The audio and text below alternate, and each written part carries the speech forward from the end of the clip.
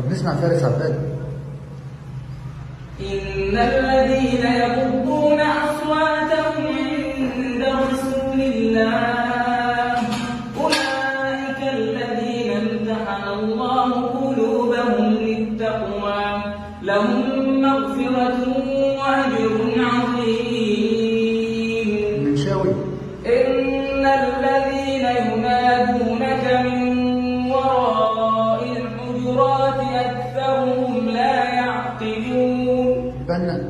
ولو أنهم صبروا حتى تخرج إليهم لكان خيرا لهم والله غفور رحيم. حذيفي. يا أيها الذين آمنوا إن جاءكم فاسق بنبأ فتبينوا أن تصيبوا قوما بجهالة فتصبحوا على ما فعلتم نادمين. محمد أيوب.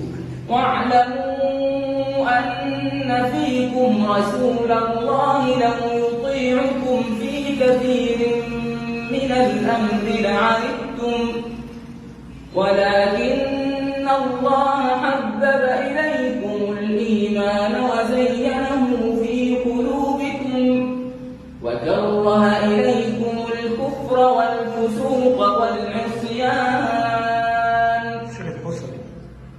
أولئك هم الراشدون فضلا من الله ونعمة والله عليم حكيم. الشيخ علي عبد الله جابر.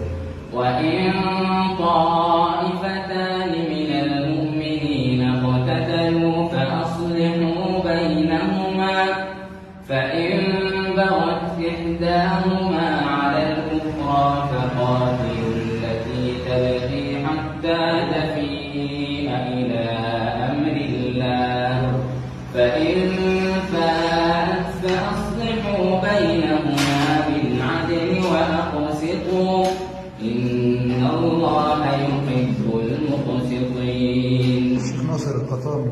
إنما المؤمنون إخوة فأصلحوا بين أخويكم واتقوا الله لعلكم ترحمون. الشيخ أحمد العجمي. يا أيها الذين آمنوا لا يسخر قوم من قوم عسى أن يكونوا خيرا منهم ولا نساء من نساء عسى أن يكن خيرا منهن ولا تلمزوا أنفسكم ولا تنابزوا بالألقاب بئس الاسم الفسوق بعد الإيمان ومن لم يتب فأولئك هم الظالمون. الشيخ محمد صديق المنشاوي.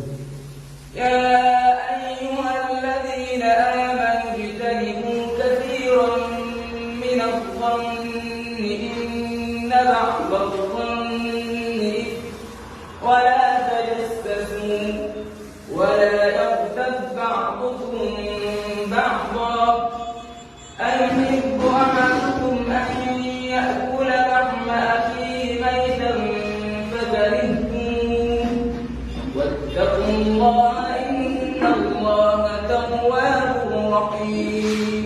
نختم بالشيخ مصطفى اللهوني حبيبي.